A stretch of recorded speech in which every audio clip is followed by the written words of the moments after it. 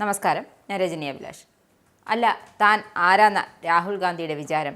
ലോകസഭാ പ്രതിപക്ഷ നേതാവെന്ന് വെച്ചാൽ വായിൽ വരുന്നതെന്തും ആരെയും പറയാമെന്നതിൻ്റെ ലൈസൻസ് ആണെന്ന ധാരണ രാഹുൽ ഗാന്ധിക്കുണ്ടോ? എങ്കിൽ ആ ധാരണ സുപ്രീം കോടതി തിരുത്തിയിരിക്കുകയാണ്. ഒപ്പം നല്ല ഒന്നാം തരം താക്കീതും നൽകിയിട്ടുണ്ട്. സ്വാതന്ത്ര്യ സമര സേനാനി എന്നാൽ നമുക്ക് വേണ്ടി പോരാടിയവരാണ്. അപ്പോൾ അവർക്ക് കൊടുക്കേണ്ട ആദരം കൊടുത്തേ മതിയാകൂ. എന്നാൽ അവർക്കുള്ള ആദരം നൽകാതെയും അവരെ പരിഹസിക്കുകയും ചെയ്താൽ ആ പ്രവൃത്തി അങ്ങ് ശരിവെച്ച് നൽകാൻ കോടതിക്ക് കഴിയുമോ? ഇല്ലല്ലോ. അതാണ് കോടതി നല്ല മുട്ടൻ താക്കീത് രാഹുൽ ഗാന്ധിക്ക് നൽകിയത്. ഒപ്പം ഒരു നോട്ടീസും കൂടി. വീർ സവർക്കറെയാണ് രാഹുൽ ഗാന്ധി സ്ഥാനമാനങ്ങൾ നോക്കാതെ അപമാനിച്ചത്. ഇത് രാഹുൽ ഗാന്ധിയുടെ സ്ഥിരം ഏർപ്പാടായി മാറിയിരിക്കുകയാണ്. ഭാരത് ജോഡോ യാത്രയ്ക്കിടെ 2022 നവംബർ 17 രാഹുൽ ഗാന്ധി പ്രസംഗത്തിനിടെ സവർക്കറെ വിമർശിച്ചത്. സവർക്കർ ബ്രിട്ടീഷുകാരുടെ സേവകനായിരുന്നു എന്നും അവരിൽ നിന്നും പെൻഷൻ വാങ്ങിയായിരുന്നു എന്നുമായിരുന്നു രാഹുലിൻ്റെ പരാമർശം. ഇതുമായി ബന്ധപ്പെട്ട് ലഘുരേഖകൾ വാർത്താ സമ്മേളനത്തിൽ വിതരണം ചെയ്തു. ഇക്കാര്യം ചൂണ്ടിക്കാട്ടിയാണ് അഭിഭാഷകൻ നിബേന്ദ്ര പാണ്ഡെ നൽകിയ പരാതിയിലാണ് കേസ്. കേസിൽ ഹാജരാകണമെന്ന് കാണിച്ച് കഴിഞ്ഞ നവംബറിൽ ലക്നൗ സെഷൻസ് കോടതി ജഡ്ജി അലോക് വർമ്മ ഉത്തരവിട്ടിരുന്നു. തൻ്റെ പരാമർശങ്ങളിലൂടെ കോൺഗ്രസ് MP സമൂഹത്തിൽ വിദ്വേഷം പടർത്തിയെന്നായിരുന്നു കോടതിയുടെ കണ്ടെത്തൽ. കേസിൽ സമൻസ് അയച്ചിട്ടും ഹാജരാകാത്ത രാഹുൽ ഗാന്ധിക്ക് മാർച്ചിൽ ലക്നൗ കോടതി 200 രൂപ പിഴയിട്ടിരുന്നു. ലണ്ടനിൽ നടത്തിയ പ്രസംഗത്തിൽ രാഹുൽ ഗാന്ധി സവർക്കറെ അപകീർത്തിപ്പെടുത്തിയെന്നാരോപിച്ചും കേസുണ്ട്. സവർക്കറുടെ ബന്ധു സത്യകി സവർക്കറാണ് പൂനെ കോടതിയിൽ പരാതി നൽകിയത്. ഇനി എന്തായാലും ഇത്തരത്തിൽ അപമാനം തുടർന്ന് സ്വമേധയാ നടപടിയെടുക്കുമെന്നും സുപ്രീം കോടതി രാഹുലിന് മുന്നറിയിപ്പ് നൽകി.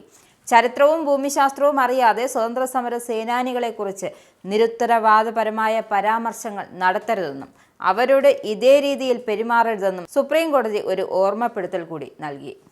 ജസ്റ്റിസുമാരായ ദീപാങ്കർ ദത്ത, മൻമോഹൻ എന്നിവരടങ്ങിയ ബെഞ്ചാണ് കേസ് പരിഗണിച്ചത്. കേസ് പരിഗണിച്ചയുടൻ സവർക്കർ ബ്രിട്ടീഷുകാരുടെ സേവകനാണെന്ന രാഹുൽ ഗാന്ധിയുടെ പ്രസ്താവനയോട് ജസ്റ്റിസ് മേത്ത എതിർപ്പ് രേഖപ്പെടുത്തി. വൈസ്രോയ്ക്കുള്ള കത്തുകളിൽ നിങ്ങളുടെ വിശ്വസ്ത ദാസൻ എന്ന പദം ഉപയോഗിച്ചതുകൊണ്ട് മഹാത്മാഗാന്ധിയെ ബ്രിട്ടീഷുകാരുടെ സേവകൻ എന്ന് വിളിക്കാമോ എന്നും ജസ്റ്റിസ് മേത്ത ചോദിച്ചു.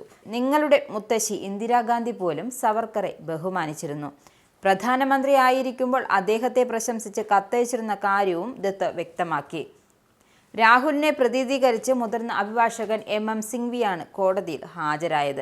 സവർക്കർക്കെതിരായ പരാമർശങ്ങളുടെ പേരിൽ രാഹുൽ ഗാന്ധിക്കെതിരെ ലക്നൗ കോടതിയിൽ നിലനിൽക്കുന്ന ക്രിമിനൽ മാനനഷ്ട നടപടികൾ കോടതി സ്റ്റേ ചെയ്തിട്ടുണ്ടെങ്കിലും ഭാവിയിൽ അത്തരം പരാമർശങ്ങൾ നടത്തിയാൽ സ്വമേധയാ നടപടി സ്വീകരിക്കുമെന്നും സുപ്രീം കോടതി വാക്കാൽ മുന്നറിയിപ്പ് നൽകി.